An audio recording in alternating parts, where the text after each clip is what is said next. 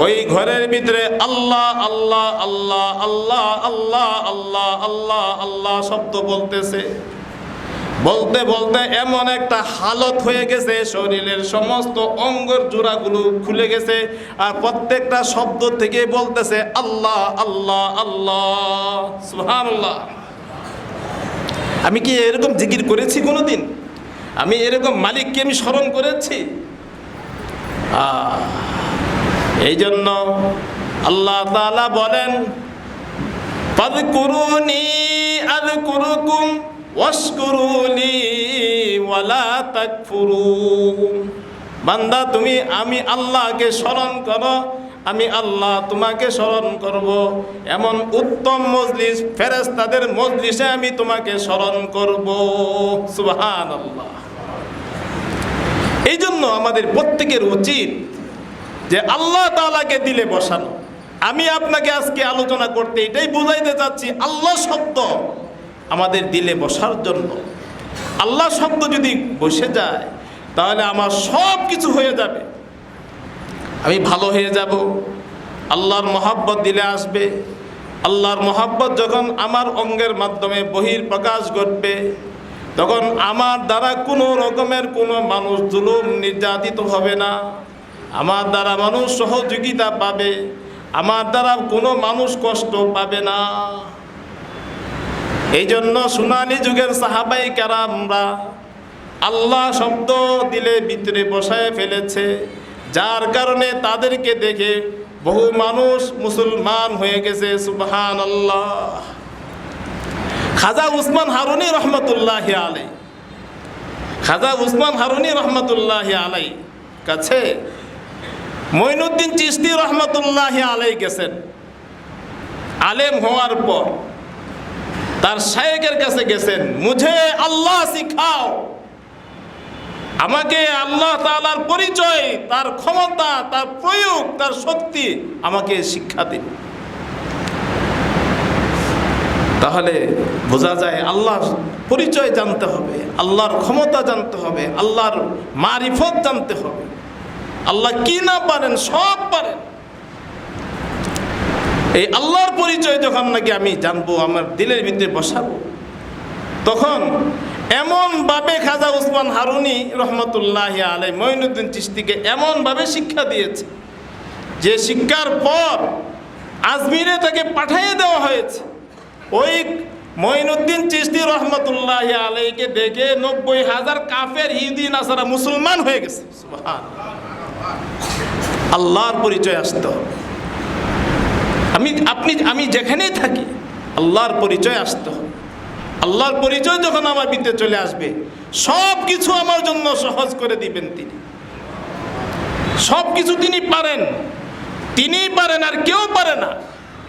এটা আল্লাহ তাআলা বলেন, দুনিয়াকে আমি পরীক্ষার হল রুম বানিয়েছি, কেউ আমাকে ডাকবে, কেউ আমাকে ডাকবে না, এটাই নিয়ম। কারণ আমি তাকে বিবেক বুদ্ধি দিয়েছি।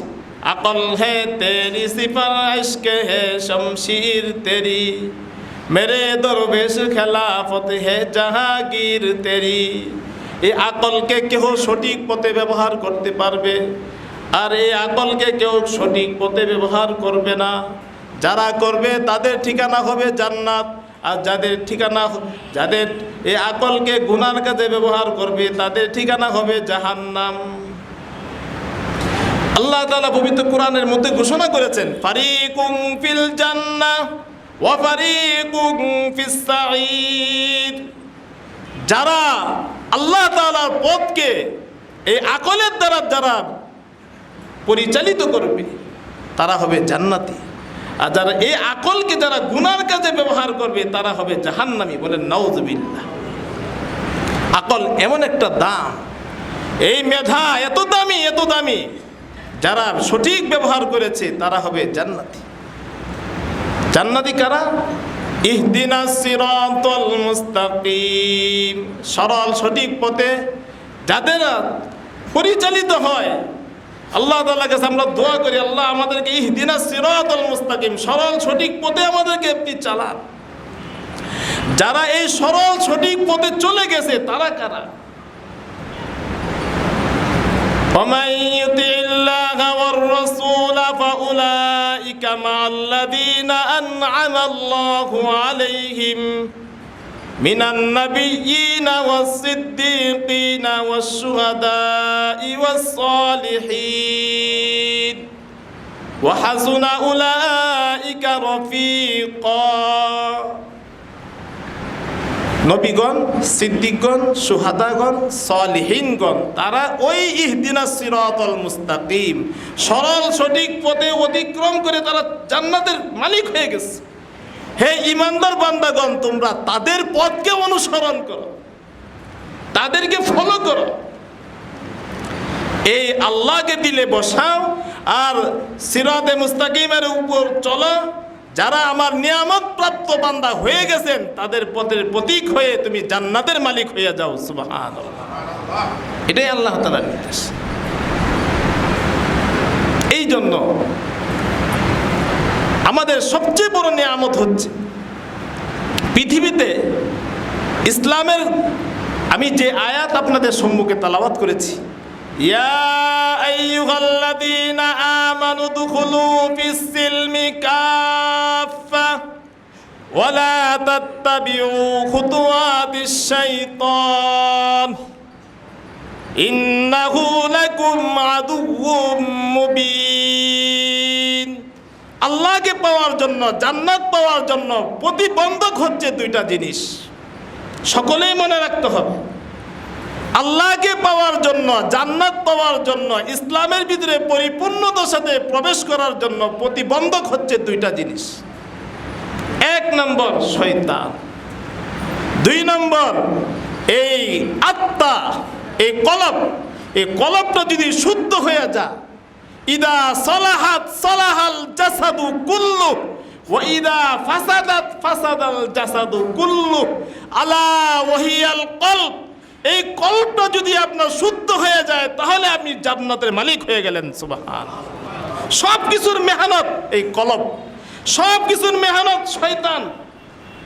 এই দুইটা প্রতিবন্ধক থেকে যদি আপনি বাঁচতে পারেন তাহলে আপনি ইনশাআল্লাহ ইহদিনাস সিরাতাল মুস্তাকিম, যেই সূরা ফাতিহা আমরা প্রত্যেক নামাজে পড়ি, নফল, সুন্নত, ওয়াজিব, সুন্নতে মুআক্কাদা, ফরজ, ওয়াজিব সব নামাজে আমরা পড়ে থাকি। আল্লাহ আপনি আমাদেরকে ইহদিনাস সিরাতাল মুস্তাকিম সরল সঠিক পথে চালান, যেই সরল সঠিক পথে আপনার নিয়ামত প্রাপ্ত বান্দারা অতিবাহিত হয়ে গেছে। বান্দা কি এক নম্বর, আল্লাহ তাআলা বলেন শয়তানকে আমি সৃষ্টি করেছি, এমন ক্ষমতা দিয়েছি পুরা পৃথিবী সে বিচরণ করত আর সে জান্নাতে বসবাস করত। শয়তান ৮০,০০০ বছর, আমরা কতদিন ইবাদত বندگی করি? শয়তান ৮০,০০০ বছর ইবাদত বندگی করেছে। সে ফেরেশতাদের উস্তাদ ছিল।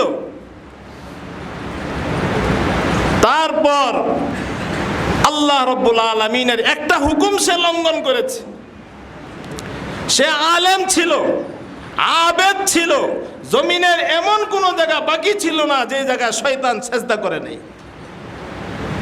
এত বড় আবেদ ছিল, আলেম ছিল, আরেফ ছিল।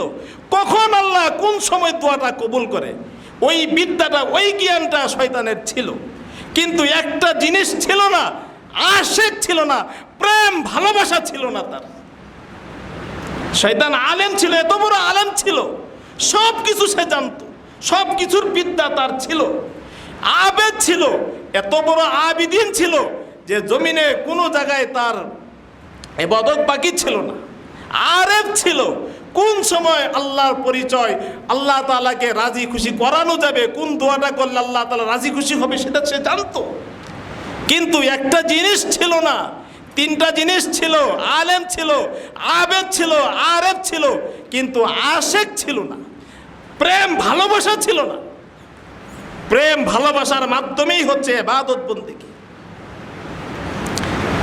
আল্লাহ তাআলা নির্দেশ দিলেন, ওয়াইদ কুলনা লিল মালাইকাতি ইসজুদু লিআদম ফাসাজাদু ইল্লা ইবলিস আবা ওয়াস্তাকবারা ওয়া কানা মিনাল কাফিরিন।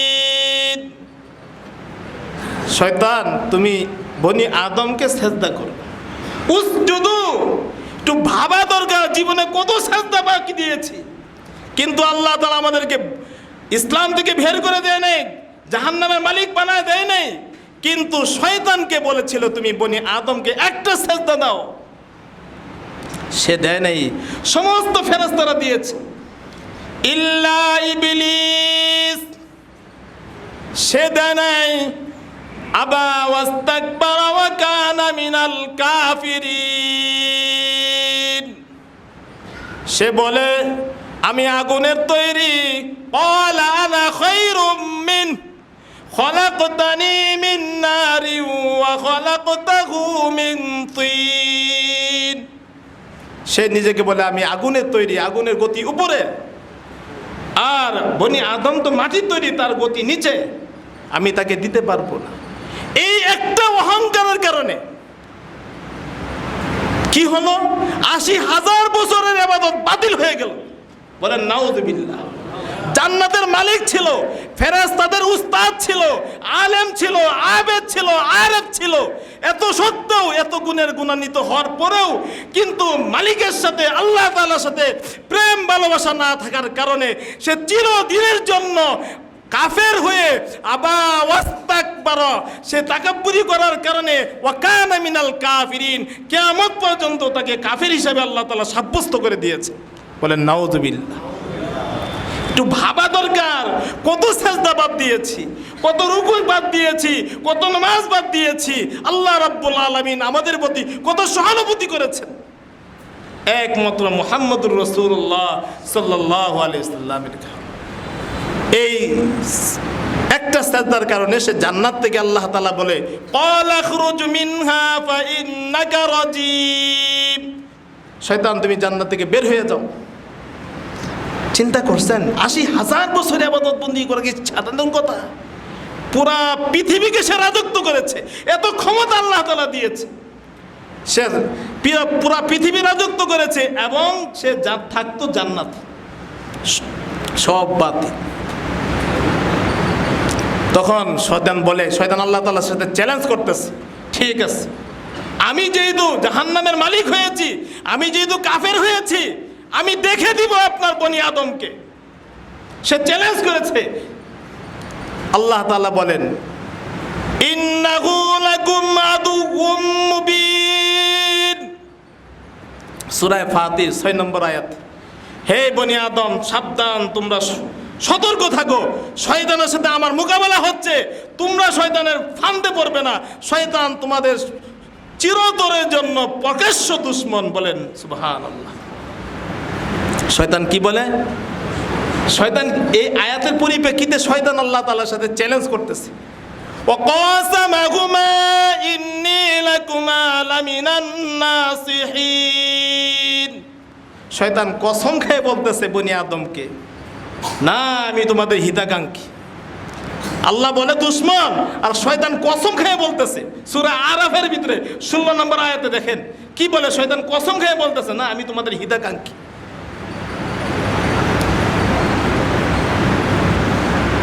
তুম্মা লাআতিয়ান্নাহুম মিন বাইনি আইদিহিম ওয়া মিন খালফিহিম ওয়া আন আইমানিহিম ওয়া আন শামাইলিহিম ওয়া লা তাজিদু আকতারাহুম শাকিরিন।